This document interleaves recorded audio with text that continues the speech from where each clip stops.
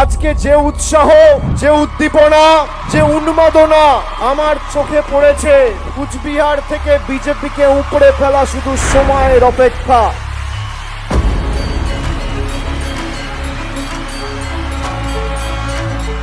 সমাজের সর্বস্তরের মানুষের যে আশীর্বাদ, ভালোবাসা, শুধুমাত্র সভাস্থল নয়, রাস্তায় যেভাবে মানুষ আশীর্বাদ, কৃতজ্ঞতায় আমাকে আবদ্ধ করেছে, আমি এই মাটির কাছে, এই জেলার কাছে চিরঋণী।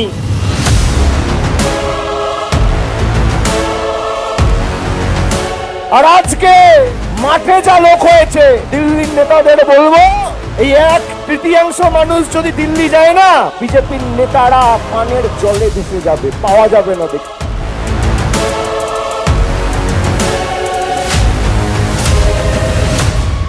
আমি 10 জন মানুষকে আপনাদের সামনে উপস্থিত করব। আমার সাথে 10 জন রয়েছে, সবাই কুচবিহার জেলার মানুষ। এই 10 জনকে বিজেপির দালাল ইলেকশন কমিশন আর মুখ্য নির্বাচন কমিশনার জ্ঞানেশ কুমার মৃত বলে ঘোষণা করেছে।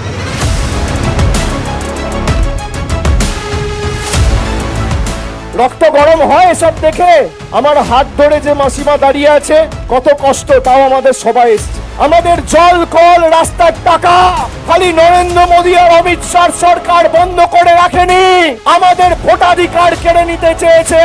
আগামীর লড়াই, এদেরকে উপড়ে ফেলার লড়াই, এদেরকে বিসর্জন দেওয়ার লড়াই, এই 6 পাশ আবর্জনাগুলোকে সাফ করবার লড়াই।